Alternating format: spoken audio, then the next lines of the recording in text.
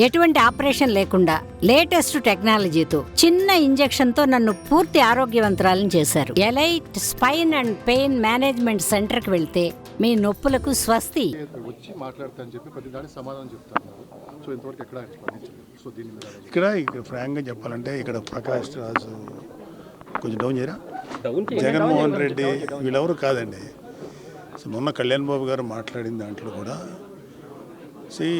ఇవాళ సనాతన ధర్మం దానిలో గాడ్ అనేది ఒక భాగం.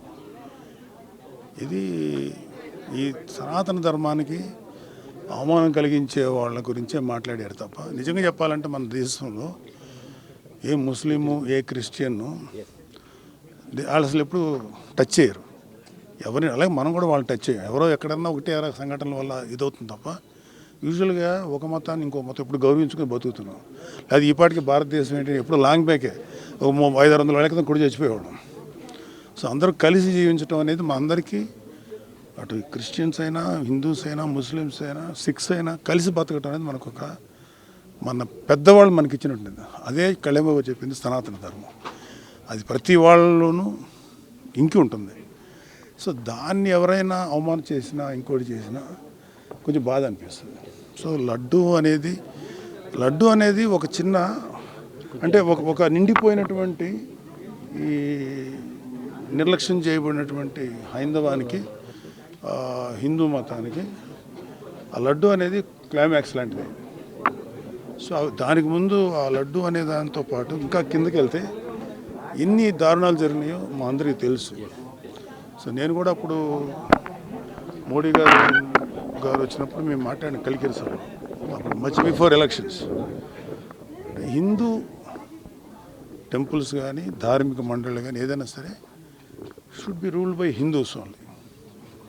ముస్లింస్ సంబంధించినటువంటి వక్ఫ్ వాళ్ళే చేయాలి, మిషనరీస్ క్రిస్టియన్సే చేయాలి.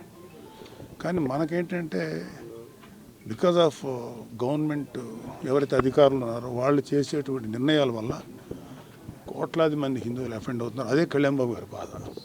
సో దాని మీద ఆయన వెలుగొచ్చారు. ఇక్కడ ప్రకాష్ రాజా జగన్మోహన్ రెడ్డి కాదు, it's a question of pseudo secularist. హిందువుల్లో ఉన్నటువంటి సూడో సెక్యులర్ మీద మేము అంటే కళ్యాణ్ బాబు గారు మాట్లాడారు. రియల్ సెక్యులర్ ఎవరంటే పవన్ కళ్యాణ్ గారు. లేకపోతే ఆయన అన్ని మతాలతోటి సఖ్యంగా సయోధ్యగా ఉంటారు. మదర్సాస్కి సపోర్ట్ ఇచ్చారు. వైజాగ్ క్రిస్టియన్ మిషనరీకి సంబంధించినటువంటి ల్యాండ్ విషయంలో పోరాడారు. హిందూ ధర్మాన్ని గురించి పోరాడారు. సో ఆయన ఎవడైనా ఇలాంటి వాళ్ళు ఎవరన్నా ఈ కైండ్ ఆఫ్ పీపుల్ చేస్తే వీ డోంట్ కేర్. అది కాదు మాకు కావాల్సింది ద రిలీజన్ అండ్ ధర్మం ప్రొటెక్ట్ కావాలండి, అంతే. అంతకంటే జనరల్ ఎలక్షన్స్ మా ఎలక్షన్స్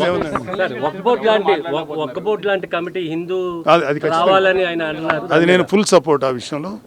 హిందూ ధర్మ రక్షణ మండలి ఉండాలని చెప్పి కళ్యాణ్ బాబు గారు అడిగినది చాలా కరెక్ట్ అయిన విషయం, ఖచ్చితంగా ఉండాల్సిందే. తేలిపోయింది. తదుపరి చర్యలు ఎలా ఉంటాయి ప్రభుత్వం? దేనికండి law will take its own course. చట్టం దాని పని తాను చేసుకుపోతుంది. ఎవరు తప్పు చేశారో వాళ్ళందరూ బయటకు వస్తారు. సో ఈవెన్చువల్గా దానికి తగ్గ శిక్ష పడుతుంది. డిక్లరేషన్ మీద జగన్మోహన్ రెడ్డి గారు ఏం డిక్లరేషన్ మీద? దేవుడి మీద నమ్మకం ఉందని సంతకం పెట్టి వెళ్ళాలి. అలా ప్రతి చోట మక్కాలో కూడా మీకు ఎంత ఆనందంగా ఉందండి. నేను ఏదో ఒకటి మాట్లాడాలి. చాలా సంతోషం. పర్సన్ మాకు దొరికారు, మేము తప్పేం లేదండి. ఇప్పుడు ఎవరి మతానికి తగ్గట్టు వాళ్ళని ఫాలో అవుట్. ఇప్పుడు నేను చర్చికి వెళ్ళాను ఎలక్షన్ టైంలో. నాకు అక్కడ జీసస్ క్రైస్ట్ని ప్రార్థించినప్పుడు నేను కూడా ప్రార్థించాను కదా. అలాగే నేను మసీద్కి వెళ్ళాను ఎలక్షన్స్. వాళ్ళతో పాటు పెట్టుకున్నాం, వాళ్ళని ఫాలో అయ్యాం. పెట్టుకోమని వాళ్ళు ఒకరు ఉంటారు, వాట్ ఎవర్ వాళ్ళ ఆచారం ప్రకారం నేను ఫాలో అయ్యాను. So there is no wrong. Declaration సంతకం పెట్టడం అనేది చేసేసి ఉంటే గొడవ ఉండదు కదా. దేవుడితో చెలగాట వాడుతున్నారు చంద్రబాబు నాయుడు గారు, పవన్ కళ్యాణ్ గారు మాట్లాడుతున్నారు. వాళ్ళ గురించి